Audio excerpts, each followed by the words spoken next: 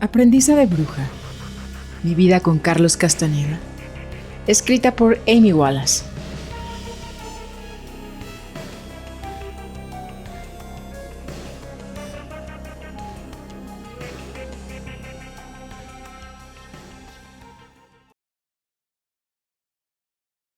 Hoy les presentamos el capítulo número 14. Madura para la cosecha.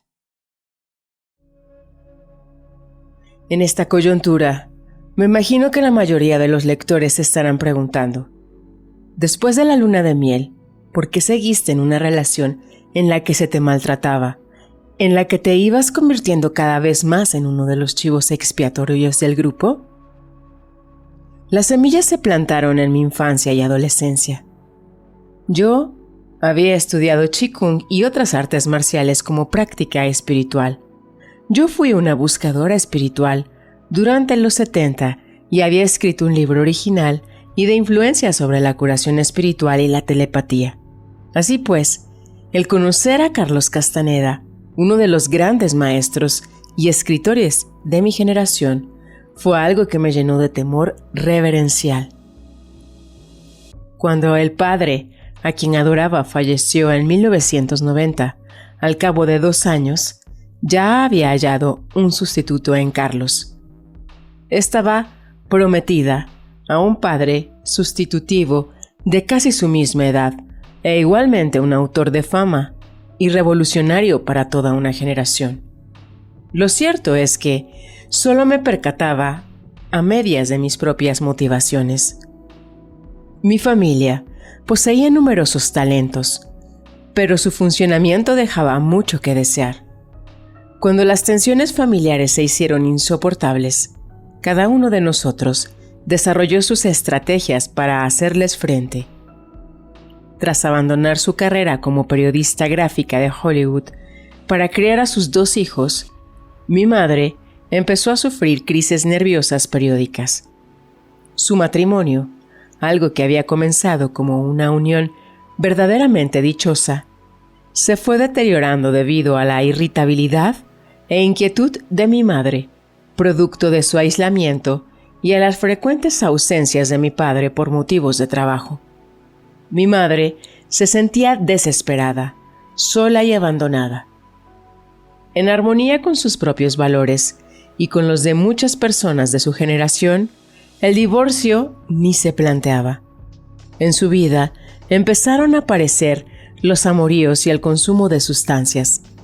A mi padre le recetaron unas anfetaminas muy fuertes para controlar el peso y él, para contrarrestar sus efectos estimulantes, empezó a beber mucho, de noche y a solas hasta las altas horas de la madrugada.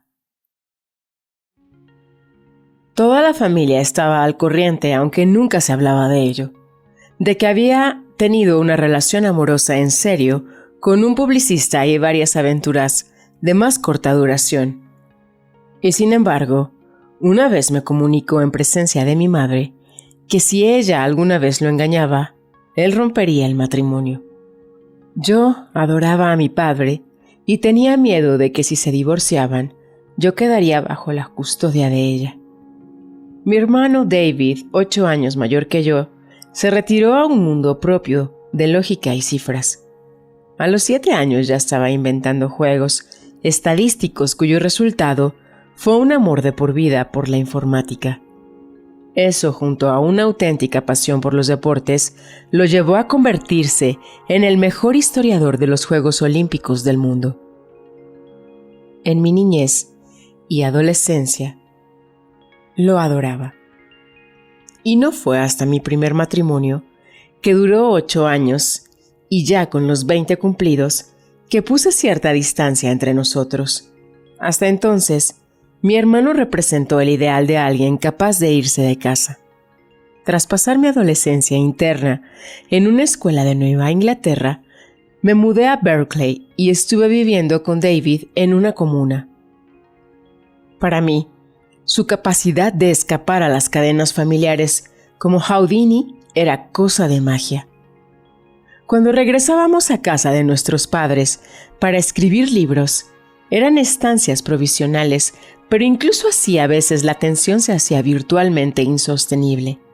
En claro contraste, sin embargo, a lo largo de los años que sí hubo frecuentes épocas de felicidad, alegría y emoción, colaborando todos en las 3 ediciones de The Book of List en una columna para Significa y yendo de librerías por todos Los Ángeles.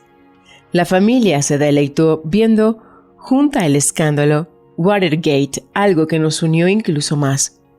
De niña, al notar que la infelicidad de mis padres iba en aumento, me fui retirando a un mundo de cuentos de hadas, leyendo con voracidad y escribiendo poesía y relatos cortos a muy temprana edad. El recuerdo más cariñoso de mi madre es de cuando me llevaba a la biblioteca y me ayudaba a escoger montones de libros de mitos y fábulas. Estas fueron las pasiones que me condujeron a mi carrera en solitario como novelista y biógrafa. Cuando las tensiones familiares se hacían intolerables, nuestro padre simplemente se levantaba y se iba de la mesa o del cuarto de la televisión y se metía en su despacho a escribir. O eso, o más espectacularmente, se iba de viaje al extranjero, en donde pasaba largos periodos, primero como corresponsal de prensa y luego investigando para sus biografías y novelas. La melancolía y el sarcasmo de mi madre eran omnipresentes.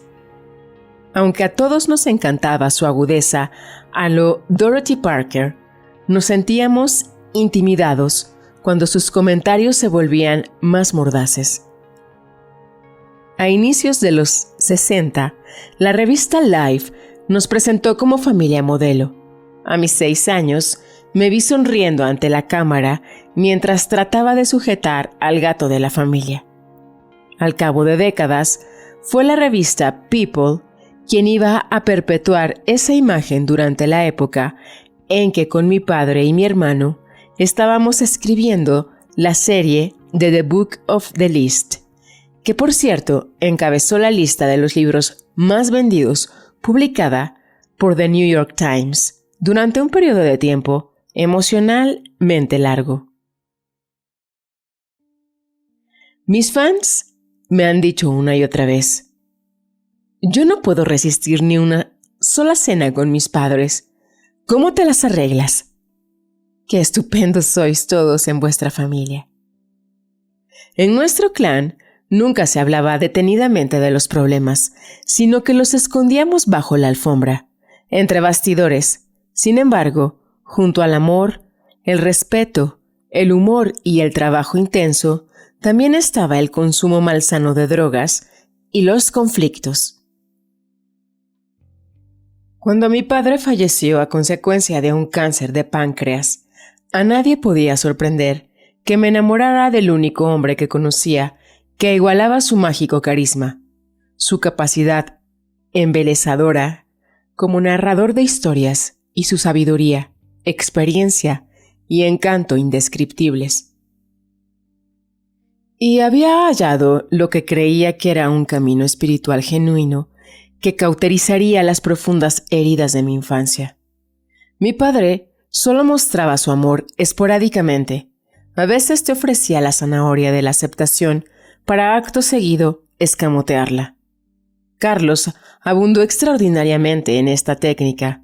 Se convirtió en un elemento central de su filosofía. Por descontado, y a diferencia de mi padre, él la consideraba un camino de guerrero, una forma difícil de amor propia de los brujos. Tras los atentados terroristas del 11 de septiembre del año 2001, el acrónimo PTSD se hizo mundialmente famoso. Significa Post-Traumatic Stress Disorder, trastorno por estrés postraumático, expresión multiuso para las secuelas crónicas de los traumas.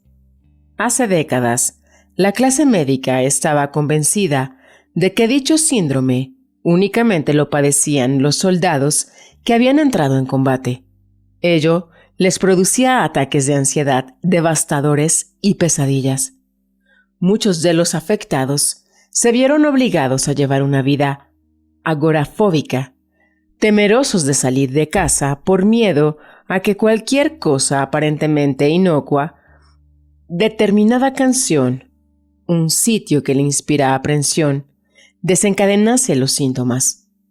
Ahora sabemos que existen muchas causas para el PTSD, verse afectado por un desastre natural, un divorcio desagradable, malos tratos físicos o verbales de larga duración, suicidios, pérdida de seres queridos, desaparecidos en combate, en la guerra o en otras circunstancias, o la muerte de un hijo, un cónyuge o de una persona allegada, y también abandonar una secta, lo cual supone la pérdida de la ansiada buena familia. Y como Carlos decía, siempre son las 12 de la noche menos 10, y luego menos 5, y luego menos 1. Nuestras glándulas adrenales iban siempre sobrecargadas de miedo. El miedo de la expulsión, del abandono, de la humillación pública y privada, de perder el cielo, la segunda atención, a muchos de nosotros nos llevó a sentirnos crónicamente agotados y enfermos. Había algo que yo no sabía. El deseo que gobernaba mi vida era el verme libre del deseo. No quería necesitar ni el amor, ni la fama, ni el dinero, ni la felicidad, ni las amistades, o por cuanto son elementos susceptibles de pérdida, muerte o robo. O como si se tratasen de frágiles objetos de cristal, se me podrían caer y romperse en 1000 pedazos. Carlos me ofrecía un mundo que giraba en torno al no tener, destruir las cosas, los deseos y las relaciones. Un mundo que yo creía que me haría libre. Me bastaba con ver a Carlos burlándose de sí mismo, de cualquier gurú o de las aspiraciones hollywoodenses, de Andy o de mi infancia como miembro de la Jet Set, para sentirme más libre. Creía que él me liberaría de mis antiguas angustias y objetivos. De acuerdo con sus sugerencias, tiré mis críticas de libros. Una mujer del grupo quemó su certificado de nacimiento, confiando en que ello la ayudaría a destruir su antiguo yo tan maligno, solo para acabar solicitando un duplicado. Yo regalé todos los objetos que amaba. Dichas acciones hacían que me sintiese más próxima a lo que Carlos llamaba el ello, y que confiase en que él se daría cuenta de lo mucho que me esforzaba y sacrificaba, con lo que me querría aún más. En las mujeres del grupo, una manifestación física habitual del miedo y el estrés que ahí flotaba era la prematura desaparición de la menstruación. Una de ellas, 30 y tantos años y un peso corporal normal, se pasó años sin el periodo. Según demuestran investigaciones recientes, en las condiciones en las que vivíamos, tanto hombres como mujeres solían perder características sexuales secundarias. Ni qué decir tiene que el posible alivio ofrecido por el sexo, las drogas y el alcohol estaba prohibido, aunque en secreto muchos se lo permitían. El precio por estar en una familia fue que nuestro sistema inmunológico sufriera un duro golpe. Vivíamos constantemente en modo supervivencia. Una reacción habitual ante el PTSD es la depresión crónica. En el interior del grupo se nos vigilaba al acecho de indicios de depresión, la cual se consideraba una debilidad, y se nos castigaba cuando nuestra sonrisa no era lo suficientemente deslumbrante o no parecía sincera. Ningún guerrero osaría permitirse unos defectos tan humanos como la tristeza o la desesperación. No fue hasta mis últimos años, en el seno del grupo, que llegó a mis manos un libro. I Can't Get Over It, A Handbook of Trauma Survivors, de Aphrodite Matsakis, Ph.D., que me sitúa en el camino de la curación. De entrada me pareció tan perturbador que no podía leerlo sin romper a llorar. Me enteré de que en 1975 un psicólogo llamado Martin Seligman había llevado a cabo una serie de experimentos que resultaron tan significativos que añadieron un nuevo vocablo a nuestro idioma: el síndrome de la indefensión aprendida. En dichos experimentos se aplicaron electrochoques a animales que no podían escapar de ellos. No podían huir del dolor. Tal como Matsakis decía, primero, los animales luchaban, trataban de escapar y gritaban del dolor o de rabia. Luego, se sumieron en la apatía y la desesperación. Posteriormente, en un segundo grupo de experimentos, a los mismos animales se les aplicaron de nuevo los electrochoques. Solo que en esta ocasión, mediante el accionamiento de una palanca o la ejecución de alguna otra tarea sencilla, podían cortar la corriente eléctrica. Ninguno lo intentó. Habían aprendido a ser indefensos. Debido a sus experiencias previas, incluso cuando se les facilitaba un medio para evitar el dolor, estaban demasiado derrotados, quizá neurológicamente derrotados, para realizar aquella sencilla acción que habría puesto fin a su sufrimiento. El famoso síndrome de la mujer maltratada es la quinta esencia de la indefensión aprendida. Los científicos han observado que el sufrimiento prolongado provoca en los seres humanos exactamente los mismos síntomas. Además de la permanencia en la situación de maltrato, otros síntomas son los accesos de rabia y agresividad, seguidos de insensibilidad o apatía y desesperación, y una falta de interés por la comida, el sexo y el juego. Van der Dolde, 1988. Rossi, 1986. La doctora Matsakis plasmó mis sentimientos al escribir una razón de peso por la cual las personas maltratadas experimentan dificultades para abandonar a quienes las maltratan y llevar su propia vida es la indefensión aprendida. Han aprendido profundamente, hasta el tuétano, a sentirse impotentes. Según los especialistas en este campo, es posible lograr una lenta recuperación. Para ello, la ayuda ideal es el apoyo no crítico que pueda brindar un terapeuta, buenos amigos o una pareja paciente. John G. Allen, Ph.D., en su libro Coping with Trauma, A Guide to Self-Understanding, afirma: el sentido común nos dice que quien quiera que en una relación haya sido repetidamente herido y maltratado, hará todo lo posible por huir o por lo menos guardar las distancias. Sin embargo, continuamente observamos lo contrario. Por mucho que cueste creerlo, los maltratos, de hecho, pueden reforzar el vínculo en las relaciones, y dicho fenómeno no es privativo de los seres humanos. Quizá no resulte tan difícil de entender el por qué una persona sigue en una relación a pesar de los malos tratos. Una relación, la que sea, puede ser mejor que ninguna.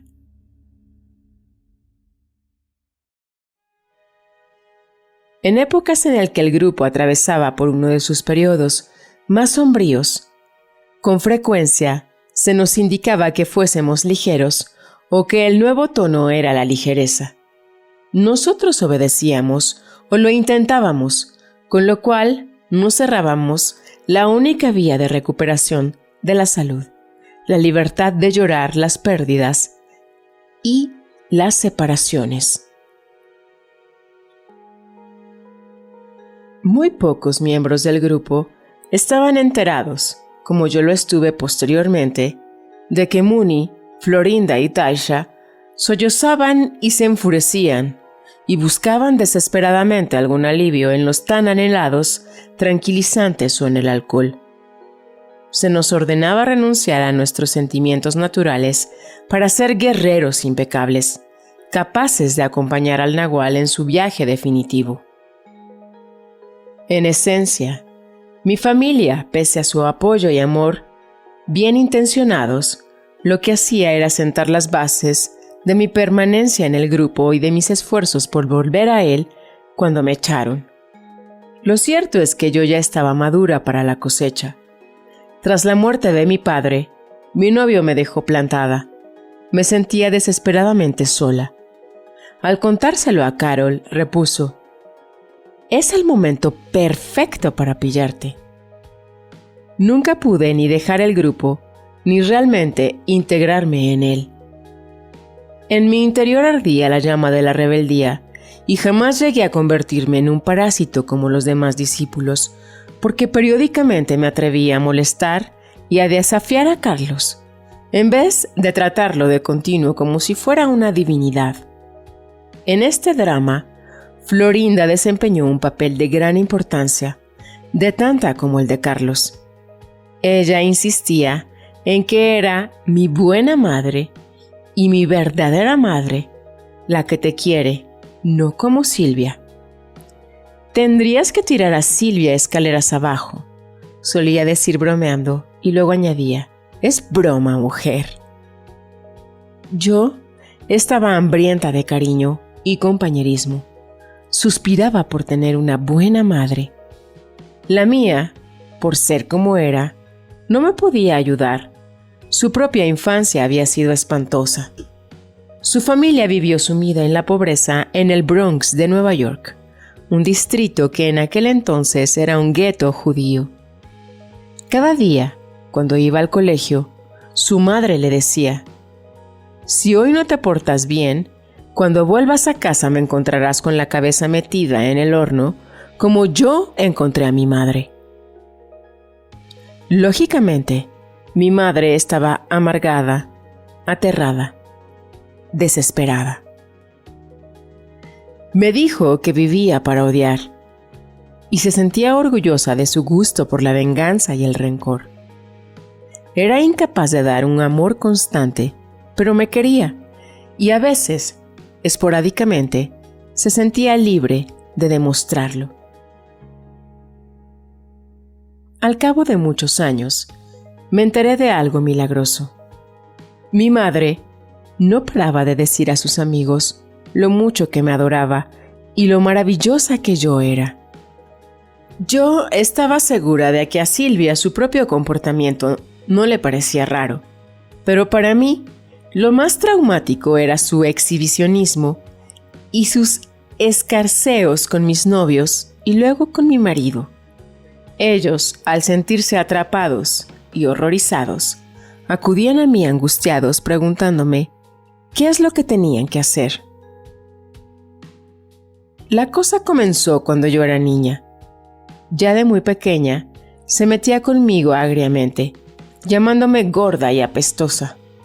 Me sujetaba toscamente boca abajo sobre su falda y me ponía supositorios a la fuerza. Ella estaba convencida de que mis visitas al baño eran insuficientes y no hacían ningún caso de mis alaridos de dolor. Entonces me vigilaba mientras yo me acurrucaba en el váter, exigiendo los resultados de su tratamiento. Estaba aterrorizada. Ella insistía en que me pusiera sus jerseys. Me los embutía y luego los enviaba a la tintorería. Cuando nos los devolvían me decía delante de la familia o de los invitados que el hedor de porquería no lo habían podido quitar y que le había echado a perder aquellas prendas. Cuando cumplí 11 años, me rascó y afeitó el escaso vello de mis axilas. Me hizo daño.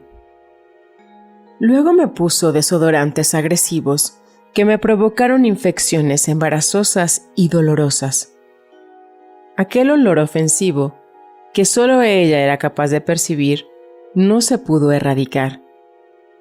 Yo quería tener otra madre, quería una familia segura. A veces mi padre intervenía, otras se retiraba, se iba de la habitación y me dejaba sumida en mi desesperación. Así, aprendí a sentir el peso de sus ausencias y lo poco que podía contar con él. Yo siempre estaba deseando que regresara. Él era quien me cambiaba las sábanas cuando las mojaba, el que me contaba cuentos para dormirme, y nunca me pareció que estuviese enfadado con la vida.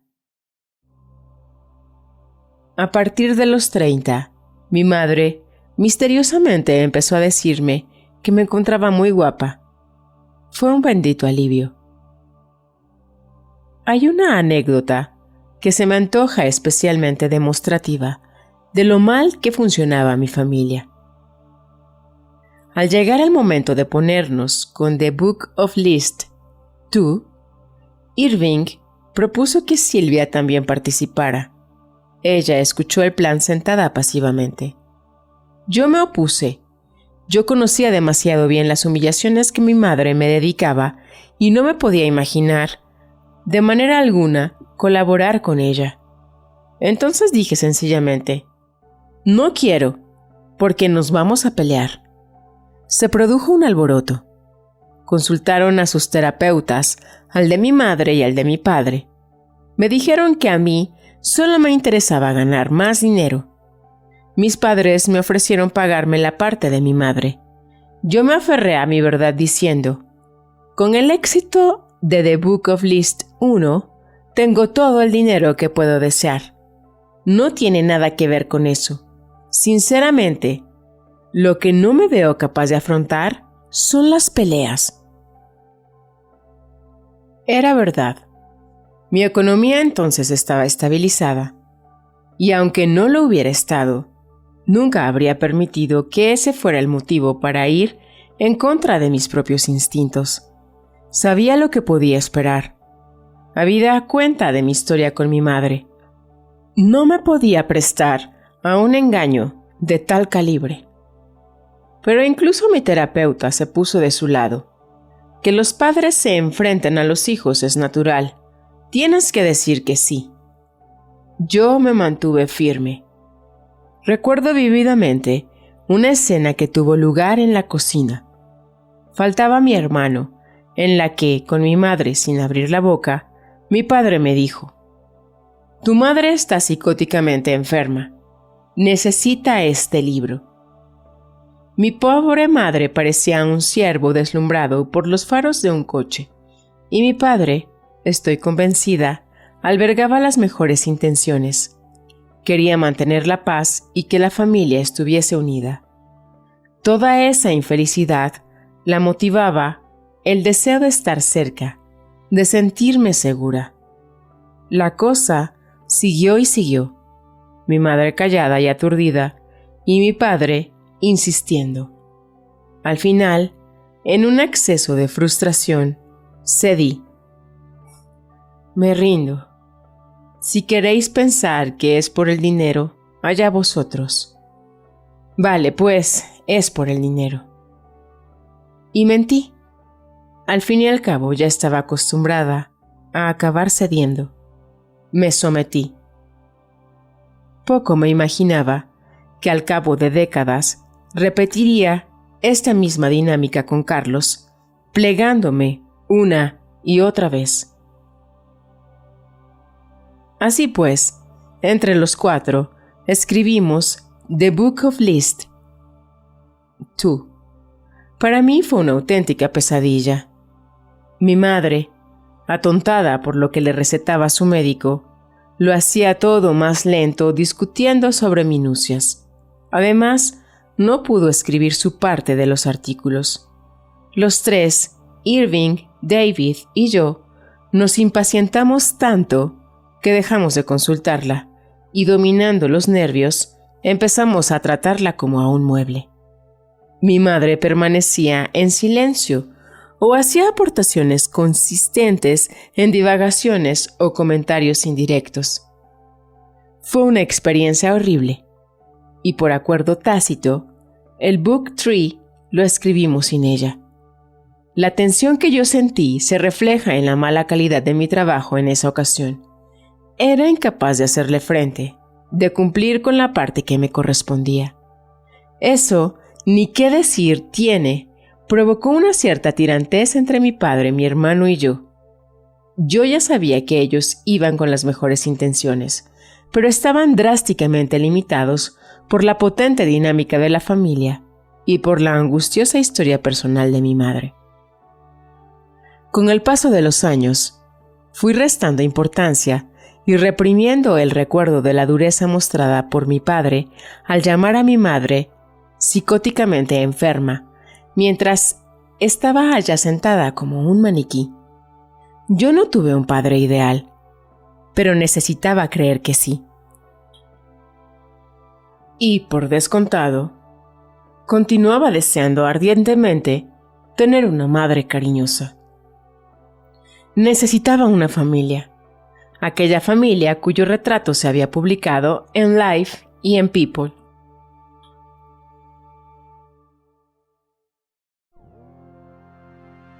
Tras el funeral de mi padre, me volví a casa, a Berkeley. Mi madre insistió en acompañarme hasta la puerta de embarque del aeropuerto, y cuando ya me encontraba a punto de franquear la entrada que me conducía al avión, se descolgó con un «Hace 30 años que tengo un amante». Aturdida, le pregunté «¿Quién es?». Ella siempre había acaparado el mercado de las víctimas debido a las infidelidades de mi padre. Así pues, eran noticias difíciles de aceptar. «Algún día te lo contaré», dijo evasivamente. No esperó demasiado. Al cabo de un mes vino a verme, a hacerme una visita y me relató su historia. Mis fantasías, en el sentido de que ella pudiera haber descubierto un amor dichoso, una especie de recompensa por la época en la que el matrimonio de mis padres se había agriado, saltaron hechas añicos. Su amante era su médico, a quien siempre se refería como el Dr. Smith, sin nunca mencionar su nombre de pila. Mientras me hacía partícipe de la verdad, el intenso tono clínico de aquella relación me perturbó. Se veían 3 veces por semana. Él le ponía una inyección de un potente narcótico llamado Demerol, que apenas tomaba diariamente con receta. También le daba Quaaludes y toda una panoplia de otras medicinas para sus nervios. Luego, practicaban el sexo en su gabinete. También incluso, un día en que su esposa se estaba sometiendo a una mastectomía doble, a la recepcionista le dio orden de no pasarle ninguna llamada. ¿Éramos malos?, dijo mi madre. Yo estaba tan anonadada que solo la podía mirar. Me sentía incapaz de reaccionar. Yo nací muy prematuramente y peligrosamente pequeña, adicta a los narcóticos del organismo de mi madre. Pensaba que mi madre me había expulsado psíquicamente. Ahora me pregunto si no era yo la desesperada por abandonar su vientre. Durante el embarazo, ella tuvo sexo con mi padre y con ese hombre horrible. Si alguna de las teorías de Carlos acerca de la conciencia en el seno materno eran ciertas, yo estaba muy dañada, energéticamente hablando. Como mínimo, las revelaciones de mi madre sobre sus profundas adicciones explicaban mis recuerdos de verla dando traspiés e incurriendo en marcados errores de pronunciación, lo cual llevaba a mis amigos a pensar que era alcohólica. Sin embargo, Lo cierto es que debido a sus problemas cardíacos nunca bebió. Ahora comprendía que si lo hubiera hecho se habría intoxicado letalmente con una sobredosis de pastillas y alcohol. Me pasé la infancia y la adolescencia viendo como Valley of the Dolls, que se convertía en Long Day's Journey into Night. Al final entendí el porqué. Yo siempre aborrecía al Dr. Smith. Mi madre periódicamente me arrastraba a su consulta para que él me viera. Eso era algo que me desconcertaba. Era lo más opuesto posible a mi padre. Crudo, vulgar, mal vestido, siempre mencionando a los famosos que conocía, pues a pesar de estar casado, daba a entender que tenía aventuras con sus pacientes, algunas de las cuales eran célebres actrices. Mi madre no tuvo salidas románticas de fin de semana con su amante. Incluso pagaba las visitas. Más bien, las pagaba mi padre, que prosiguieron durante 30 años. Puede que a ella ya le gustase así. Era algo malo. Mi padre creía que el Dr. Smith hacía las veces de un pseudopsiquiatra, incluso cuando mi madre por fin dio comienzo a su psicoanálisis y acudía a las 2 consultas. La aventura, me enteré en la comida, empezó en la misma semana en que yo fui concebida. Palidecí tan visiblemente que mi madre se rió en un torpe intento por tranquilizarme. «No te preocupes», dijo. «Tu padre es tu padre, te lo prometo». De pronto a sus ojos asomó una mirada angustiada. Me suplicó que no le contase nada a mi hermano. «Para un chico es diferente», dijo. «Dejaría de respetar la hombría de su padre». La promesa la mantuve más o menos durante un mes, rompiéndola al final, por necesitar una charla entre hermanos de corazón a corazón. Me enteré de que se lo había contado a David inmediatamente después de contármelo a mí. Él respondió a mis comentarios con un destello de humor sombrío, como hastiado de la vida. Yo deseaba aparentar tanta frialdad como él, pero la procesión iba por dentro. Además, lo entendía. Se trataba, entre otras cosas, de una farsa grotesca. De todas maneras estaba conmocionada y disgustada, y oculté lo que en verdad sentía. En una de mis visitas a Los Ángeles, ya con varios años de aprendizaje, a cuestas, me quedé en casa de mi madre. Mareada por las pastillas, me rogó que llamase al Dr. Smith para saludarlo. Me negué. Ella me lo imploró, y como de costumbre, cedí para complacerla. El doctor ya tenía casi 90 años. Yo no esperaba que cogiese el teléfono, pero lo cogió. El doctor se sumergió en un desvarío senil y pornográfico, centrando su irritación en que yo había llegado a visitar a mi madre justo cuando él estaba a punto de follarme a tu madre. Me invitó a mirar, mejor aún a participar. Deliraba acerca de las técnicas de sexo oral de mi madre. Desesperada por colgar, le hice una pregunta apremiante a ese sujeto enfermo y perturbado. Interrumpí su discurso grotesco sobre su fantasía de un trío con madre e hija. Solo querría saber si soy tu padre, se rió maliciosamente. No hay ninguna posibilidad. Ahora bien, ¿por qué no te pasas y me das mi recompensa? Al fin y al cabo, tú eres mi recompensa por no haber destrozado 2 matrimonios. Quiero que colgué. No podía dar crédito a las palabras de aquellos 2 enfermos, pero al examinar mi cuerpo, supe que era la hija de Irving. Hasta donde me alcanza la memoria, todo el mundo me decía que era exacta mi padre y que mi hermano había salido a mi madre. Yo incluso Tenía las manos de mi padre, una peca aquí, una marca allá. Al fin, hallé reposo en lo que se refería al tema de mi progenitor. A mi madre nunca le llegué a explicar aquel asqueroso monólogo, pero se mostraba curiosa e insistía.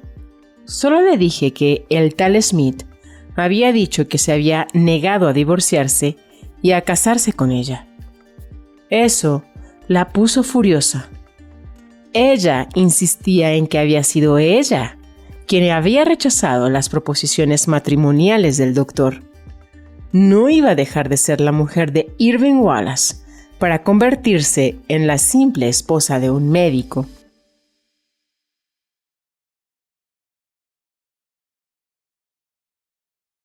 Aturdida y angustiada, llamé a Carlos en cuanto colgué.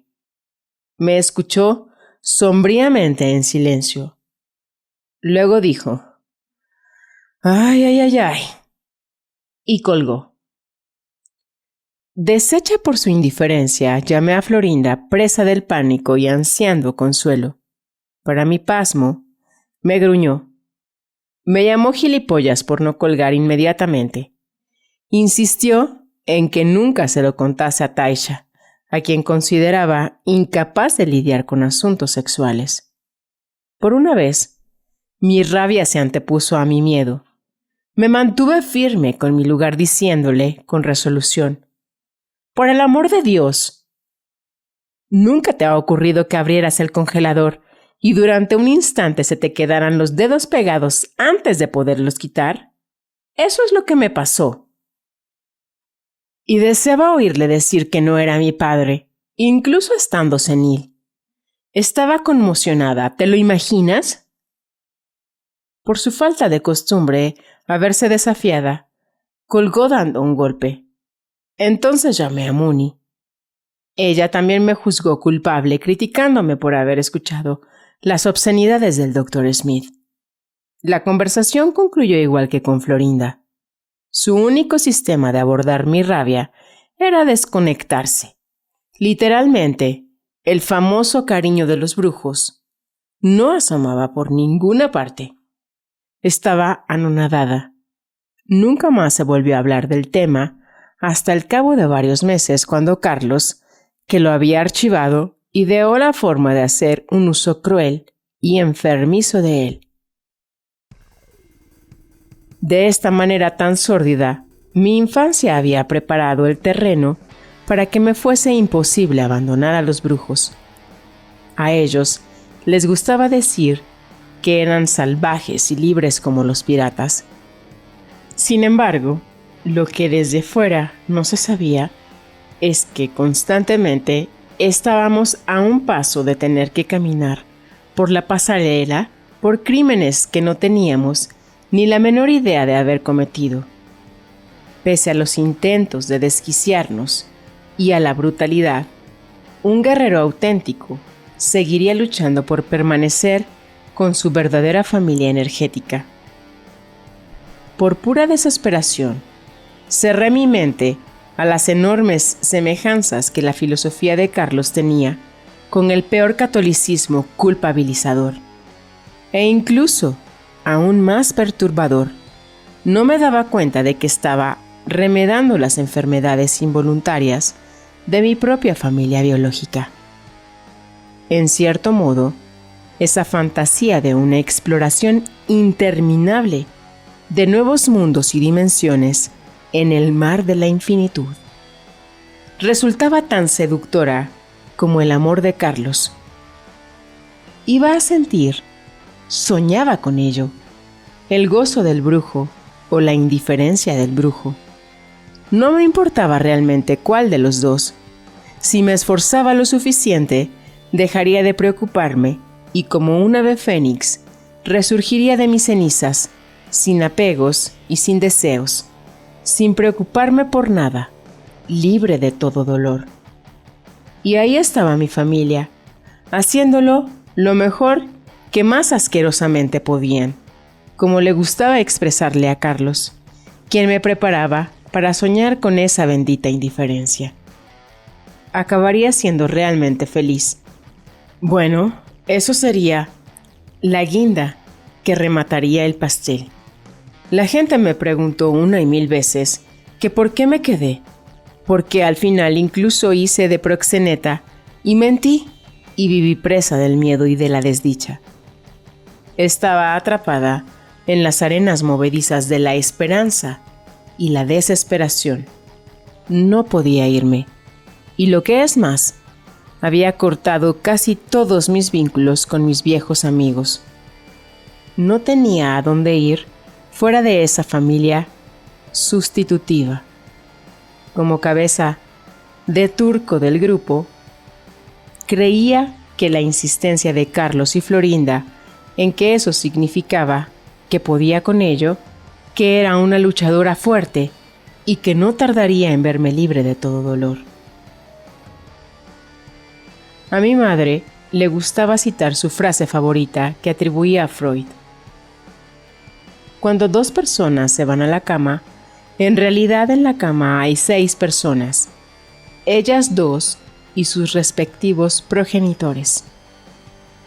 Con Carlos, yo me casé con el encanto, la agudeza y la autoridad de mi padre, y con el sarcasmo y la crueldad de mi madre. Ya como adulta por fin lo comprendí. Ella nunca pretendió herirme y me quiso mucho, lo mejor que pudo, pero fue incapaz de huir del albatros de su propio pasado.